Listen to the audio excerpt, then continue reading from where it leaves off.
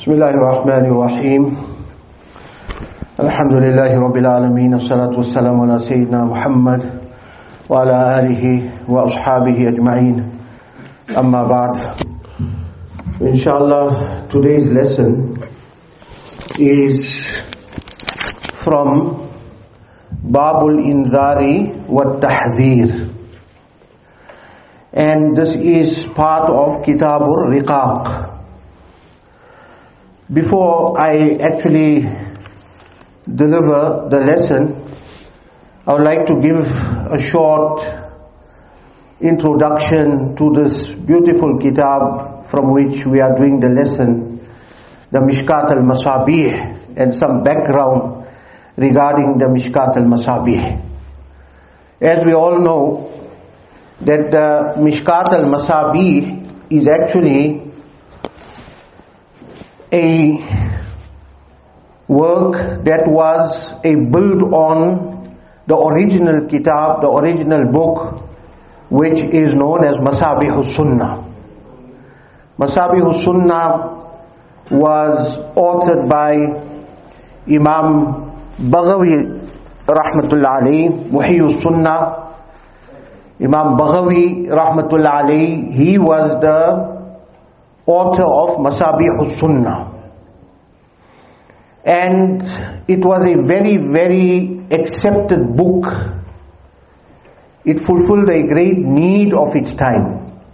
Because what Imam Baghawi did was he compiled ahadith from the major kitabs, and he selected the ahadith, he put them in chapters, chapterized it, and he removed the chains of narrators in order to keep it short and brief. So it was a quick, handy reference for the people. And for 200 years this book was very well acclaimed and accepted by the Ummah. However, the ulama felt that there were certain aspects of the Masabih that could have been improved upon. And one of those great ulama and scholars was Allama Tibi Rahmatullah Alayhi. Allama Tibi Rahmatullah Alayhi felt the need that some additions, some improvements could be rendered to the Masabihus Sunnah. So he called upon one of his very able and capable students by the name of Khatib at-Tabrizi Rahmatullah Alayhi, and he asked him to undertake this task of expanding and improving on the Masabihus Sunnah. So on the instruction of his ustad, he undertook this task, and mashallah, the result is the Mishkaat al-Masabih, which is in front of us. It was completed on the day of Eid al-Fitr, and when he completed the kitab, he went to his ustad and he gave him the glad tidings and the good news of the completion of the kitab. The ustad, Allama Tibi Rahmatullah Alayhi, was extremely overjoyed, and immediately after that he began to write a commentary of his student's kitab. Allama Tibi Rahmatullah Alayhi wrote a commentary of his ustad's kitab, which is called Al-Kashif. This was amongst the first commentaries of the Mishkaat. So what did Khatib Tabrizi Rahmatullah Alayhi, what did he do? First of all, he revised the entire Masabih. He enlarged it by adding on numerous ahadith. He added on the sanads which were missing in the actual kitab, because it was only the name of the Sahabi from whom it was narrated that was in the original kitab. Here he brought the sanads, or the chain of narrators, and he added an additional subtitle or a subsection which is called the third fasl, al-faslu thalis, of ahadith that fitted under the bab and that were appropriate to that particular bab. And he also removed repetition of certain ahadith that may have appeared more than once in the kitab. And he also did the takhrij, in that the source books from which these ahadith were taken, the source books were mentioned, and also a little bit about the strength of the narration. So this is the Mishkaat. It originally comprised of 4,434 ahadith. The author Khatib Tabrizi Rahmatullah Alayhi added on 1,511 ahadith to bring the total of ahadith in this book to 5,945. So this is the total number of ahadith in this kitab. It comprises of 29 kutub or kitabs, books in which various aspects of the deen are expounded, and it comprises of 327 abwab, and then each of those abwab has 3 fasals. In most instances, there may be a few instances where you don't have 3 fasals, but this is how this book has been set out, and it gained tremendous amount of popularity amongst the ulama of the world. And over the centuries of Islam, it has been translated into many languages of the world, and it was incorporated into the Dars-e-Nizami as a compulsory book to be studied. And till today, alhamdulillah, in many madaris around the world, especially those madaris that are associated with Darul Uloom Deoband, the Indo-Pak madaris, we find that the Mishkaat is incorporated into the curriculum, into the syllabus. And normally when you ask a student, right, which year are you now in? Then he'll say, I'm in Mishkaat. He won't even say, I'm in the 5th year or the 6th year or whatever it is. You say, which year? I'm in Mishkaat. So everybody knows, okay, he's in the 5th, he's coming close to the final stages of his studies now. That is how popular this kitab has become. And not only are there translations of this book, but many, many shuruhat and commentaries of the Mishkaat have been written in the Arabic language, Farsi language, Urdu language, and even in the English language. So I'd like to just mention some of the shuruhat of the Mishkaat, which are very, very beneficial in understanding and comprehending the meanings of the ahadith in this book. The first shara, as I mentioned earlier on, was Al-Kashif, which was authored by Allama Tibi Rahmatullah Alayhi, the ustad of the author of the kitab.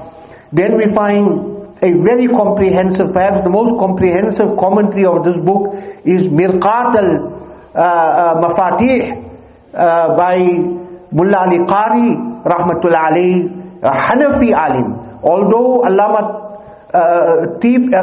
Tabrizi was a Shafi, but the commentary of this book was written by many Hanafi ulama, and amongst the first to write a commentary from the Hanafi ulama was Mullah Ali Qari Rahmatullah Alayhi.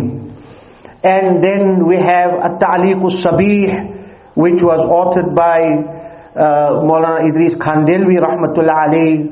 There is Ar-Rafiq al-Sabih by Allama Rafiq Sahab Rahmatullah Alayhi. At-Taqrir al-Rafi' by Shaykh Zakaria Rahmatullah Alayhi.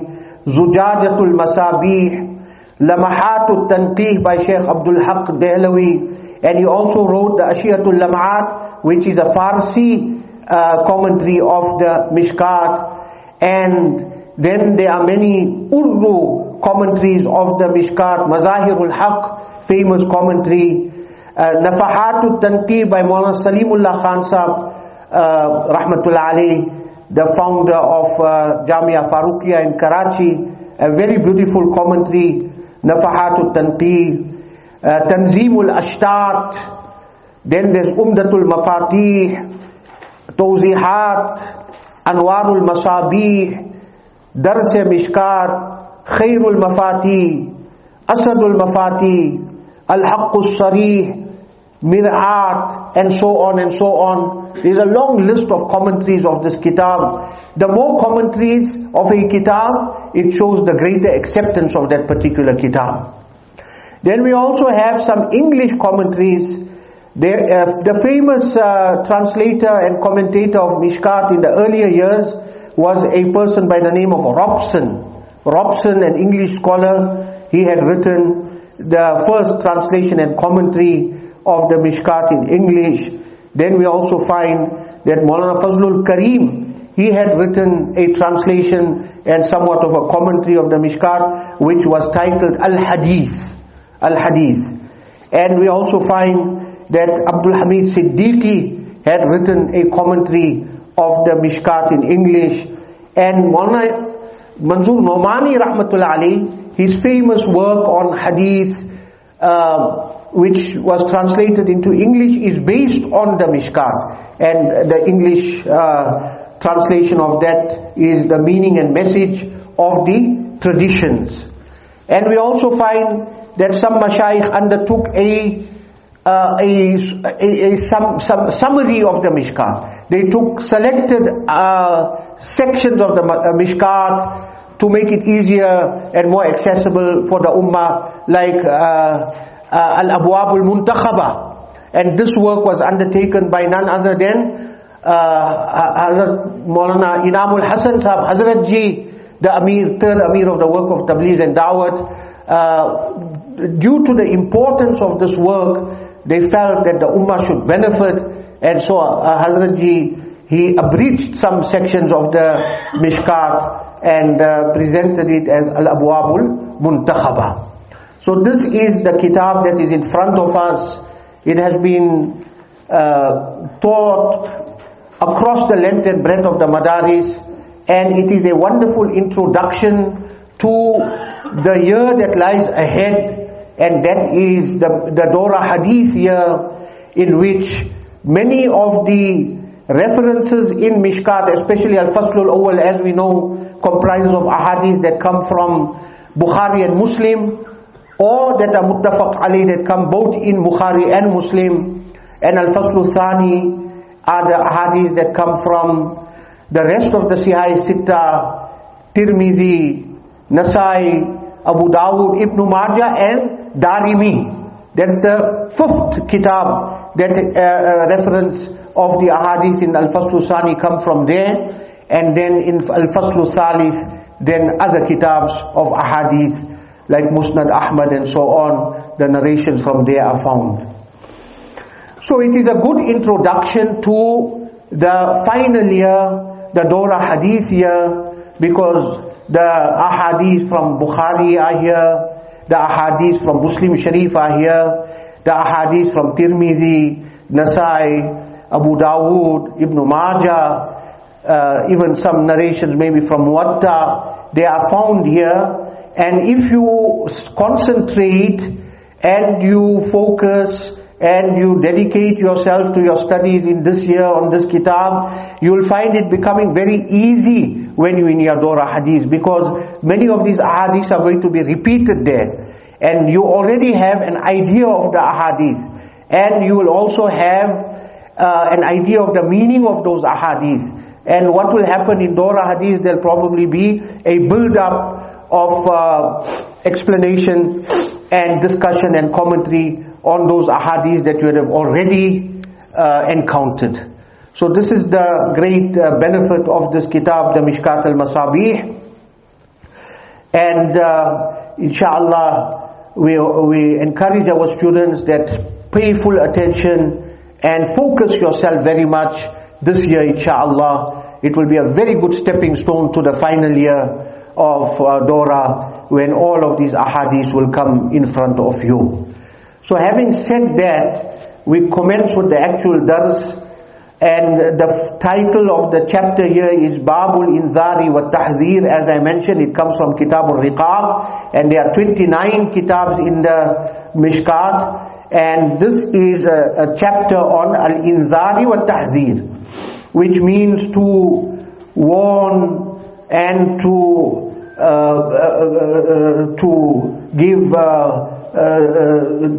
to instill fear in the people, that they abstain from Allah's disobedience because of the potential of the punishment from Allah subhanahu wa ta'ala. So it is like at-takhweef wa tahdeed. This is the meaning of inzar wa tahdeer, that it's creating fear in the people, to instill fear in the people so that they do not become careless or negligent with regards to the orders of Allah subhanahu wa ta'ala and the might and the power of Allah subhanahu wa ta'ala. So could we have the students inshallah read the narrations, and then I will explain as you are reading inshallah. Bismillah. Bismillahir Rahmanir Rahim. باب الإنذار والتحذير. الفصل الأول. عن عياض بن حمار المجاشعي رضي الله عنه أن رسول الله صلى الله عليه وسلم قال ذات يوم في خطبته: ألا إن ربي أمرني أن أعلمكم ما جهلت مما علمني يومي هذا. كل مال نحلته عبدا حلال، وإني خلقت عبادي حنفاء كلهم، وإنهم أتتهم الشياطين فاجتالتهم عن دينهم وحرمت عليهم ما أحللت لهم، وأمرتهم أن يشركوا بي ما لم أنزل به سلطانا. وإن الله نظر إلى أهل الأرض فمقتهم عربهم وعجمهم إلا بقايا من أهل الكتاب. Stop till here. So this is a narration by a Sahabi by the name of Ayaz ibn Himar al-Mujashiri radiyallahu ta'ala anhu, and he reports that Nabi Kareem sallallahu alayhi wa sallam one day gave us a khutbah, a sermon, and he mentioned in that sermon that Allah subhanahu wa ta'ala, my Rabb, has ordered me and instructed me that I should teach you people regarding which you are ignorant, from that knowledge which Allah subhanahu wa ta'ala has inspired to me on this day of today.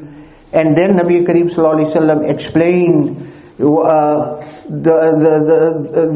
the message from Allah subhanahu wa ta'ala, that it is like hadith Qudsi, in the sense that it is Allah subhanahu wa ta'ala's words here. Kullu malin nahaltuhu abdan halalun. All the wealth which I give to my servants, that is halal for them. I have given them ownership. I have given it to them. It belongs to them. They are the lawful owners. They are the legal owners of it. Hence nobody can take it away from them. Nobody can snatch it away from them. Nobody can usurp it from them. If they do that, then they will be committing a crime. They will be committing a sin, because this has been given by Allah subhanahu wa ta'ala to His servants. And Allah is the Razzaq, and Allah subhanahu wa ta'ala is the provider. Thereafter, وَإِنِّي خَلَقْتُ عِبَادِي, I have created my servants, حُنَفَاء كُلَّهُمْ, all my servants I have created them as Hunafa. Hunafa, as we know, is the plural of Hanif. And what is the meaning of the word Hanif? There are various meanings of the word Hanif, but Hanif would mean one who is born on a natural dispensation of accepting the truth.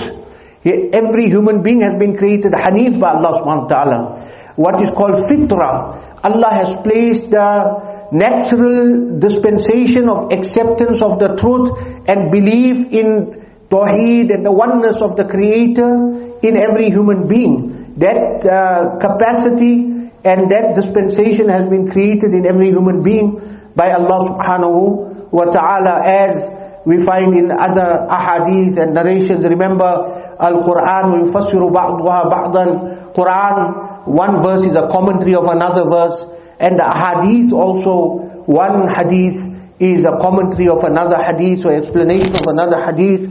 We find Nabi Kareem sallallahu alayhi wa sallam mentioning kullu bani adama yuladu ala al-fitra. Every child of Adam, every human being is born on fitra.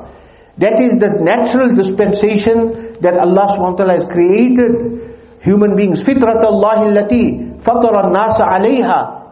Allah has created human beings on the fitrah. The fitrah is the natural ability and dispensation to accept to receive the truth and to accept the truth.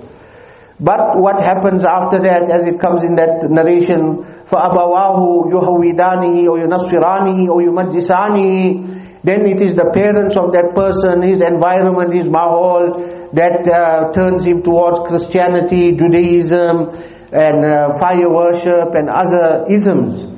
But Allah subhanahu wa ta'ala has created all human beings on the natural dispensation to accept the truth, because this is why they will be held accountable on Yawm al-Qiyamah. And that natural dispensation was actually manifested at the time of Alastu bi Rabbikum qalu bala shahidna an taqulu yawm al-qiyamati inna kunna an hadha ghafilin. In Alam Alast or Wadi Na'man as it is called, every soul was asked to testify that, am I not your Rabb? Am I not your creator? Everyone said, Bala. Why not? Definitely so, O Allah. So that is the natural dispensation of accepting the oneness of the Creator, the Tawheed. And then what happens, unfortunately, they get misled from the straight path. That shaitan comes to them. فَاجْتَالَتْهُمْ عَنْ دِينِهِمْ. The shaitan deviates them from the deen. Jala yajulu, Jawlan, and Jawla. In Arabic they say for gush, Jawla. Even for Jawla. So Jala yajulu, Jawlan, it is to spin actually. You can translate it in our, common language as the shaitan spins them. He makes them spin. In other words, he confuses them and he deviates them and he takes them off the straight path. And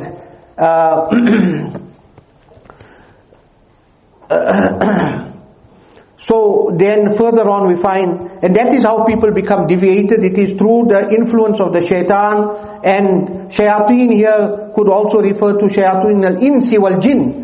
The shayateen in human form and the shayateen in the form of the jinn, they come and they beguile a person and mislead him.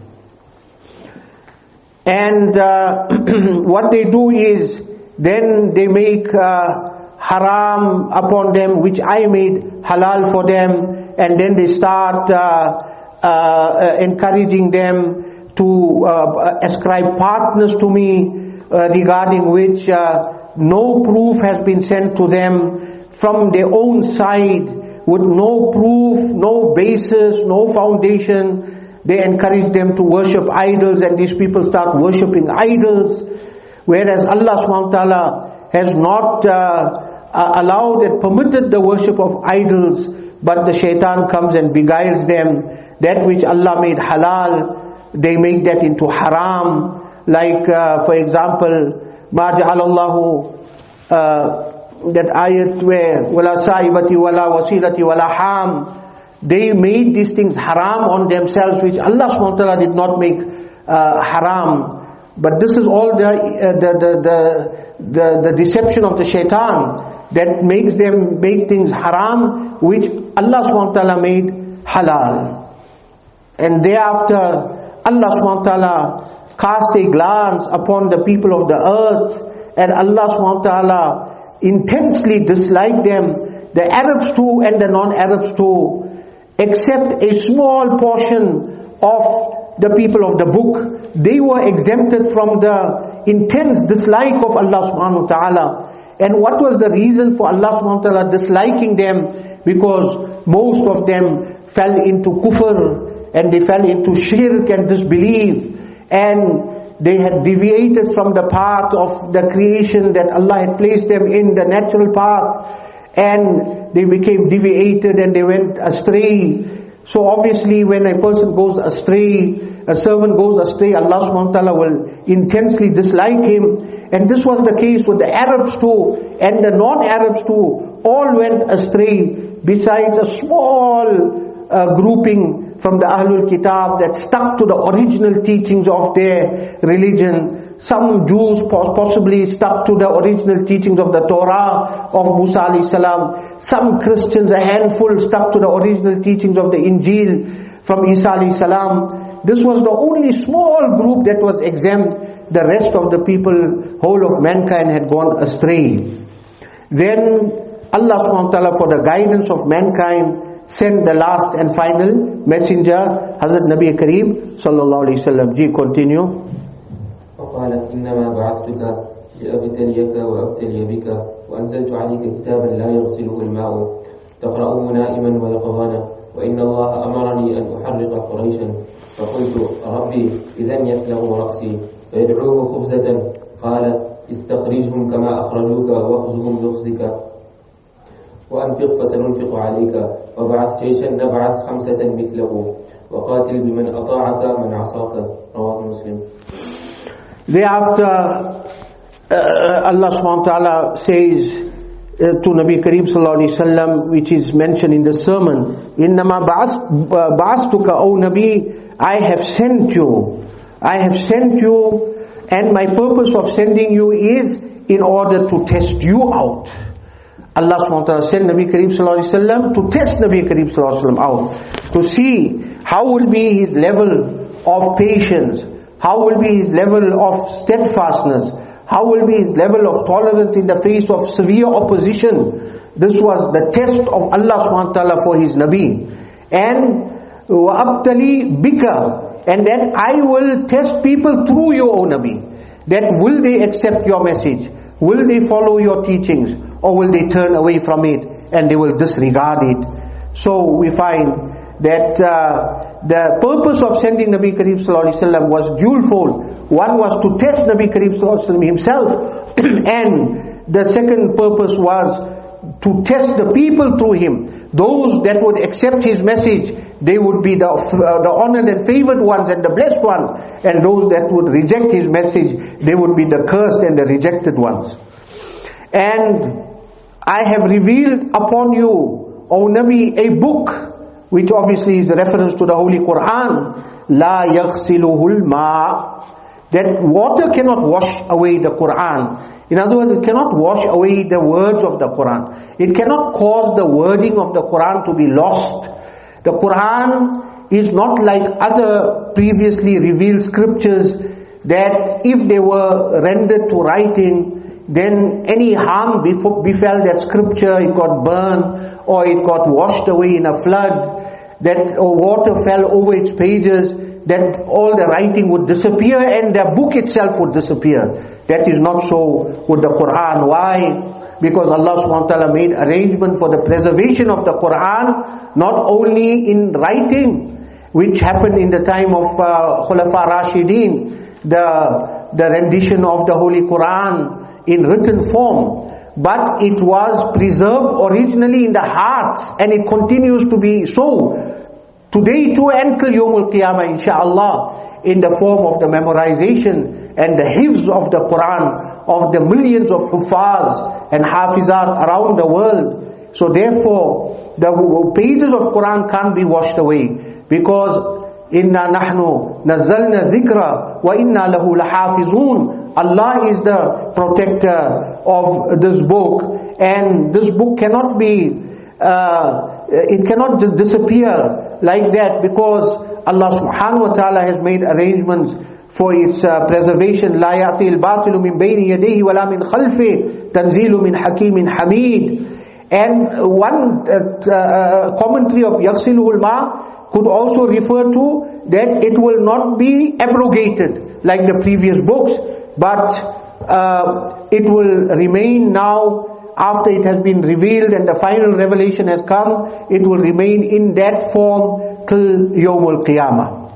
So this is the Holy Quran, that it cannot be washed away. It will not disappear from the surface of the earth. And this is a message to the non-Muslims too, that don't ever think that you will be able to harm the Quran, or that you will cause the Quran to be destroyed, you will not have the power to do so, because Allah subhanahu wa ta'ala himself has taken the responsibility of safeguarding and preserving and protecting the Quran. And O Nabi, you recite it na'iman wa yaqzan. You recite this Quran in the state of slumber too, and you recite in the state of wakefulness too, because Nabi Kareem Sallallahu Alaihi Wasallam was so attached to Quran, and the Quran had become so much part of him. Every fiber of his body was infused with the Quran, that day and night the Quran verses would be in front of him, and he would be reciting the verses of the Quran. And it's not to be something to be astonished or surprised about that Nabi Kareem Sallallahu Alaihi Wasallam was reciting the Quran na'iman, because we find that even an ordinary person, how often we find sometimes a young Hafiz student at home learning till late at night, is learning his sabak for the next day, and in his sleep he read his whole sabak. You know, in his sleep he read his whole quarter para, but he's fast asleep. Na'iman, he's fast asleep, but he's reading Quran so much that even in his sleep he's reciting Quran. He doesn't even know that he's reading Quran, and he reads the Quran in his sleep. And as far as Nabi Kareem Sallallahu Alaihi Wasallam, even his being in the state of sleep was only superficial. Al-qalb al-aynani yanamani wal-qalbu yaqzan. In the case of Nabi Kareem Sallallahu Alaihi Wasallam, his eyes used to sleep, but his heart used to be always awake. His heart never used to sleep. So therefore, it is not astonishing that Nabi Kareem Sallallahu Alaihi Wasallam would recite the Quran na'iman wa yaqzan. And thereafter he says, Allah subhanahu wa ta'ala ordered me that I should destroy the Quraysh, that is those disbelievers amongst the Quraysh. I said, oh Allah, they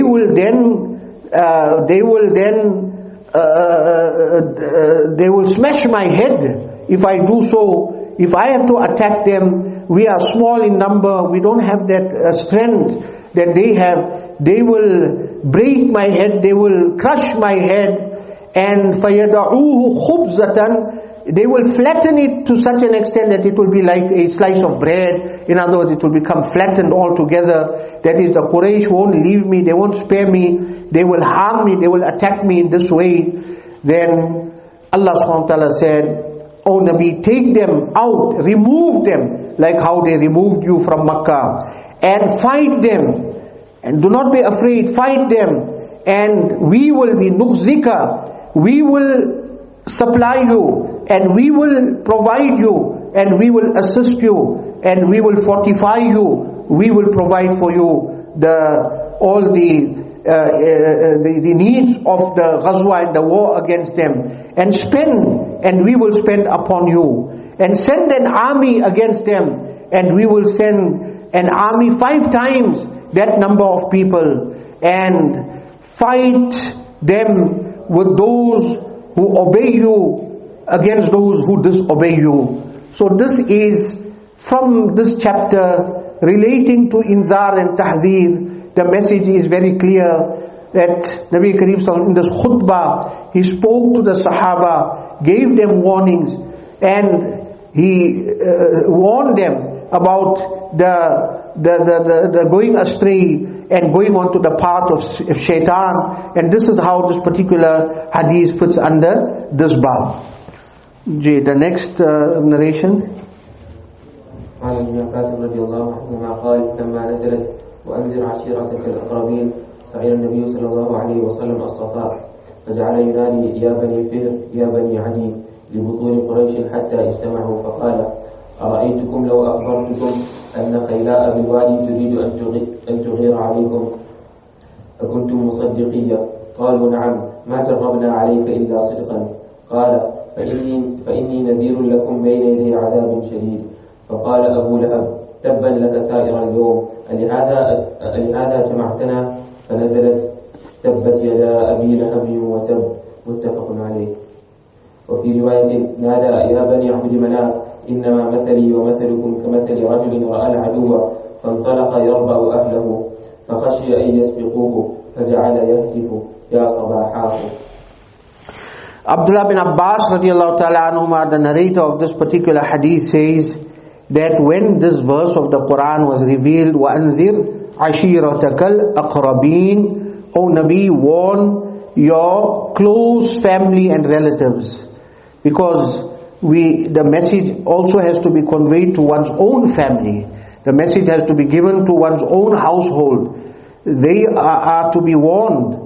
And the warning had to be anzir. Again, it is relating to the bab of inzar. They had to be given a warning about what awaits them if they do not come onto the path of the belief, correct beliefs and obedience of Allah subhanahu wa ta'ala. Then warn them that the outcome is going to be very, very, very dangerous for them. So, when this verse was revealed, Nabi Kareem Sallallahu Alaihi Wasallam acted upon this verse and he carried out Allah's order and instruction. And the way he went about warning his family is he climbed onto the Mount of Safa. As we know, Mount Safa Marwa, inna Safa wal Marwata min sha'airillah, very famous mountain, very close to the Baytullah. And he then called out in a loud voice to all the various clans in the Quraysh, Bani Fihr, Bani Adi, the different clans of Quraysh. When they all came there, he said, listen, if I have to inform you that there is an army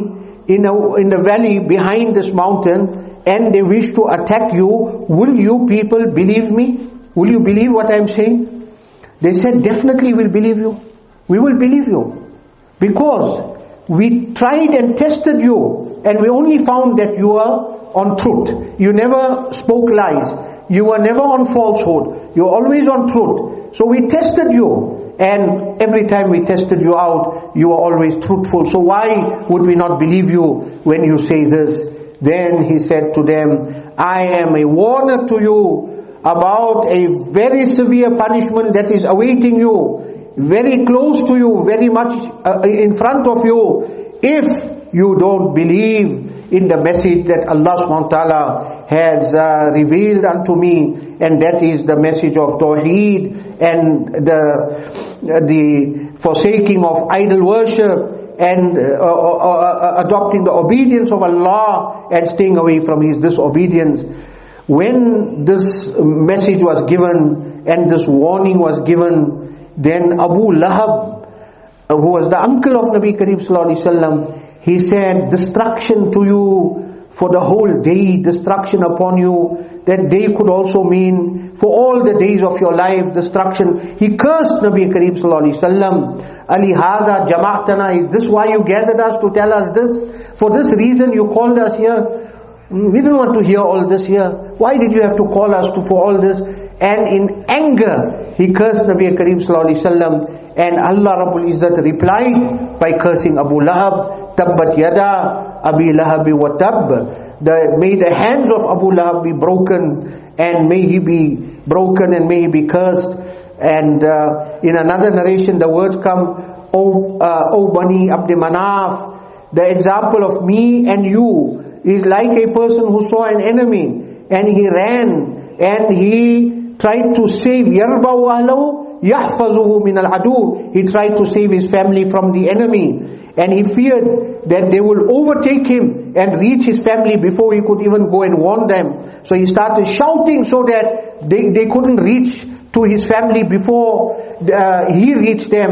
And he started shouting out to them, Ya Sabaha, oh people, beware, be careful. Why the word Sabaha? Because most of the time the attacks used to take place in the early morning. At night it was dark, they couldn't see, so they would wait, and they would be there in a state of waiting and pouncing. And the moment the morning came in, they would attack, and and pounce on the people. So the warnings that used to be given that time, Ya Sabaha, oh, be careful of the attacks of the morning. So Nabi Kareem Sallallahu Alaihi Wasallam again fulfilled the order of inzar and tahdhir to his family on the basis of this revelation from Allah Subhanahu wa Ta'ala. Ji, continue.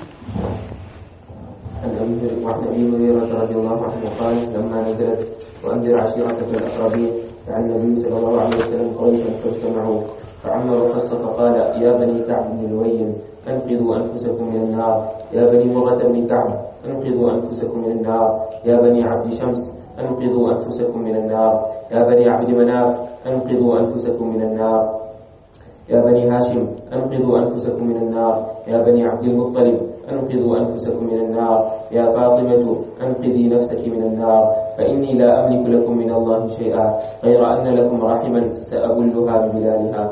رواه مسلم.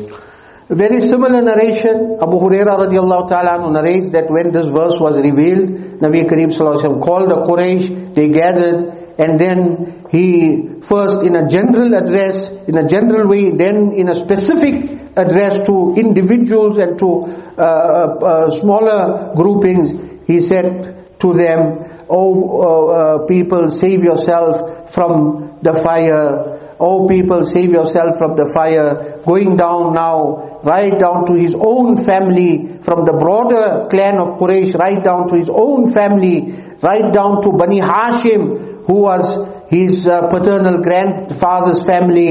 He warned them, then to his paternal great-grandfather, then to his paternal grandfather Abdul Muttalib's family. And the constant message to all was, "Anqizu anfusakum minan nar," save yourself from the fire. It is your duty to save yourself from the fire. Nobody is going to be able to save you. You are the only one that will save yourself. Ya ayyuhalladhina amanu qu anfusakum wa ahlikum nara. And then Nabi Kareem sallallahu alaihi wasallam addressed Fatima, his beloved daughter, and he said, "O Fatima, you also worry about saving yourself from the fire of hell. Don't think that you are the daughter of the Nabi, that you will be saved and I will be able to do anything for you. Everyone must be worried about their own najat and salvation." Then he mentioned at the end, "La amliku lakum min Allahi shay'a ghayra anni lakum rahiman." Yes, you people have family ties with me, and as a result or outcome of that is that I will have to fulfill your rights. Sa'abulluha bibilaliha. I will fulfill the rights of family according to my ability. I will fulfill that right, but that is relating to the worldly life. As far as your rights in this world, helping you, assisting you, supporting you, financing you, and all these things, I will fulfill my rights as far as these things are concerned, family rights. But the matter of akhirah, the matter between you and Allah, that you will have to worry for yourself and try to see what you can do to save yourself from the fire of hell. So again, the idea of this bab, inzar and tahzir. Ji, continue. وفي المتفق عليه قال يا معشر قريش اشتروا أنفسكم لا أغني عنكم من الله شيئا، ويا بني عبد مناف لا أغني عنكم من الله شيئا، يا عباس بن عبد المطلب لا أغني عنك من الله شيئا، ويا صفية عمة رسول الله لا أغني عنك من الله شيئا، ويا فاطمة بنت محمد سليني ما شئت من مالي لا أغني عنك من الله شيئا. In a very similar narration that comes in both Bukhari and Muslim, similar wording, Nabi sallallahu alaihi wasallam says to them, "O Quraysh, buy yourselves." What does it mean to buy yourself? Buy yourselves from destruction and from punishment. Free yourself. Free yourself from azab and punishment, like how a slave buys his freedom. Buy your freedom from punishment of Allah subhanahu wa ta'ala and fire of hell by obeying Allah subhanahu wa ta'ala, believing Allah subhanahu wa ta'ala. I will not be able to help you, especially in the matter of aqidah and belief. If a person has a belief of kufr and shirk, then even a Nabi cannot help his children, like we see in the case of Hazrat Nuh alayhi salam and his son, and even a father or a son cannot help his father, even if he's a Nabi, in the case of Ibrahim alayhi salam and Azar. And so we find that the same message is given to Bani Abd Manaf, and Nabi sallallahu alaihi wasallam addresses individuals, his uncle Abbas, his auntie Safiya, and his own daughter Fatima radiallahu anha. And he says, "Ask me, if you want financial assistance, you want wealth, I will give you all of that. But I cannot do anything in the matter of your salvation in the akhirah." Jane. الفصل الثاني عن أبي موسى رضي الله عنه قال قال رسول الله صلى الله عليه وسلم أمتي هذه أمة مرحومة ليس عليها عذاب في الآخرة عذابها في الدنيا الفتن والزلازل والقتل. أبو داود. Abu Musa radiallahu ta'ala anhu's narration, Nabi Kareem sallallahu alayhi wa sallam mentioned that this ummah of mine, this ummah is a ummah that has been blessed with Allah's special mercies. It is a marhuma, it's a specially blessed ummah with the mercies of Allah subhanahu wa ta'ala. And this means in a broad sense, doesn't mean that every member of the ummah is exempted and there will be no punishment for anyone in this ummah. No, because there are many other narrations that speak about the azab that will be given to the Ahlul Kaba'ir and so on of this ummah. But it means in a broad sense, this ummah has a higher level of rahmah and mercy of Allah than all other ummahs. This is a speciality of this ummah. There will be no azab for this ummah in the akhirah, meaning that the severity of azab will not be for this ummah like the other ummahs in the akhirah. And most of its azab will be settled in this world. And the azab of this ummah in this world is fitnas and earthquakes and murders. This is how Allah Ta'ala will wipe out the sins of this ummah, so that they don't have any azab or severe azab on Yawm al-Qiyamah. عن أبي وقيلة ومعاذ بن جبل رضي الله عنهما عن رسول الله صلى الله عليه وسلم قال إن هذا الأمر بدأ نبوة ورحمة ثم يكون خلافة ورحمة ثم ملكا عضوها ثم كائن جبلية وعتوا وفسادا في الأرض يستحلون الحرير والفروج والخمور يرزقون على ذلك وينصرون حتى يلقوا الله. رواه البيهقي في شعب الإيمان. And then we find this narration by Abu Ubaidah and Muaz radiallahu ta'ala anhuma, that Nabi Kareem sallallahu alayhi wa sallam mentioned that the matter of this deen started off with nubuwat and rahmah, and then after that was khilafah and rahmah, then came the harsh kings and rulers, and then came the oppressive rulers that came and they oppressed and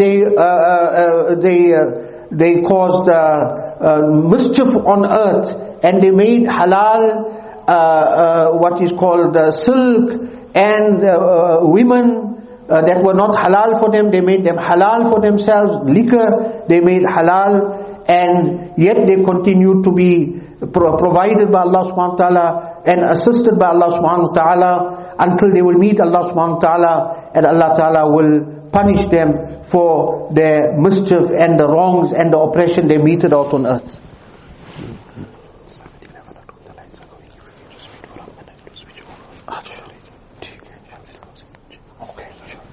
We'll continue, man. وعن عائشة رضي الله عنها قالت سمعت رسول الله صلى الله عليه وسلم يقول إن أول ما يكفأ قال زيد بن يحيى الراوي يعني الإسلام كما يكفأ الإناء يعني الخمر. قيل فكيف يا رسول الله وقد بين الله فيها ما بين؟ قال يسمونها بغير اسمها فيستحلونها. رواه الدارمي. Aisha radiallahu anha narrates that she heard Nabi sallallahu alayhi wa sallam said, the first thing that will be overturned is Islam. The first thing that will be overturned, like a dish is overturned and the contents are thrown out, that will be poured out, that will be thrown out, it will be Islam. Like how the contents of a dish is poured out.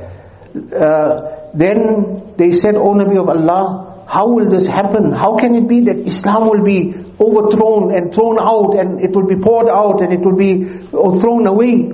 Then he said that Allah subhanahu, and yet they said that Allah subhanahu wa ta'ala already explained everything about Islam and what is halal, what is haram. Nabi sallallahu alayhi wa sallam said, how this will happen is they will name it by a name other than what Allah had given it, and they will make it halal. That which is haram, they will give it a nice fancy Islamic label, they'll put a nice label on it, and that which was haram, they'll try and make it into halal. And that is how they will overturn all the beautiful teachings of Islam. So this is something that Nabi Sallallahu Alaihi Wasallam warned his ummah, al-inzar wa tahzir again, that be careful of such a situation, that you turn that which is halal, that which is haram, you turn it into halal, by giving it some kind of interpretation.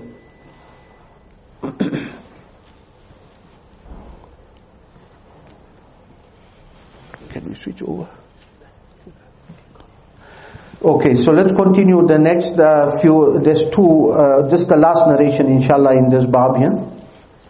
النعمان بن بشير عن حذيفة رضي الله عنه قال قال رسول الله صلى الله عليه وسلم تكون النبوة فيكم ما شاء الله أن تكون ثم يرفعها الله تعالى ثم تكون خلافة على منهاج النبوة ما شاء الله أن تكون ثم يرفعها الله تعالى ثم تكون ملكا عاضا فتكون ما شاء الله أن تكون ثم يرفعها الله تعالى ثم تكون ملكا جبرية فيكون ما شاء الله أن يكون ثم يرفعها الله تعالى ثم تكون خلافة على منهاج النبوة ثم سكت. قال حبيب فلما قام عمر بن عبد العزيز كتبت إليه بهذا الحديث أذكره إياه وقلت أرجو أن تكون أمير المؤمنين بعد الملك العاض والجبرية فسر به وأعجبه يعني عمر بن عبد العزيز. رواه أحمد والبيهقي في جلال النبوة. So this is the third fasal, and Nu'man bin Bashir radiallahu ta'ala anhu narrates from Huzaifa radiallahu anhu that Nabi Kareem sallallahu alayhi wasallam mentioned that there will be nubuwat, and the phase or the stage of nubuwat or the era of nubuwat will remain so long as Allah wishes it to remain. Then Allah ta'ala will remove it. So there are 5 phases or stages or eras that have been mentioned in this hadith that mankind will witness. Humanity will witness these 5 phases, and thereafter Allah will remove that, and then will come khilafah, and that will be on the method of the nubuwat, on the methodology of nubuwat, and it will remain for as long as Allah Ta'ala wishes. Then Allah Ta'ala will remove that and take it away too. And this refers to the Khulafa Rashidin, and the 30 years of the khilafah of the Khulafa Rashidin, Sayyidina Abu Bakr, Umar, Usman, Ali. And thereafter Allah removed that. Then ثُمَّ تَكُونُ مُلْكًا عَادًا, they will then be followed by very harsh and firm kingship. There will be rulers that will come who will be very firm and harsh. The kingship of those rulers will come, and they will remain until Allah Ta'ala wishes. Then Allah Ta'ala will cause them to be also removed. Then worse than that, these were rulers who would be very firm and very harsh. They would not have mercy and compassion in them. But then will come the next phase, and ثُمَّ تَكُونُ مُلْكًا جَبَرِيًّا, there will come then a kingdom that will be of oppression, a lot of zulm and tyranny will be found, no sign of any mercy, and that will also remain until Allah wishes it to remain. Then Allah Ta'ala will remove it, and then will come the khilafah on the pattern of nubuwah. And that is the last phases of this world. Towards the latter times, Allah Ta'ala will return the khilafah to the world on the pattern and the methodology of the nubuwah. And thereafter, He remains silent. He did not mention any more details. So when is this phase of khilafah? This khilafah ala minhaj al-nubuwah, according to the ulama, it refers to the era of Sayyidina Mahdi and Sayyidina Isa alayhi salam. It refers to the era of Sayyidina Mahdi radiallahu ta'ala anhu and the era of Sayyidina Isa alayhi salam.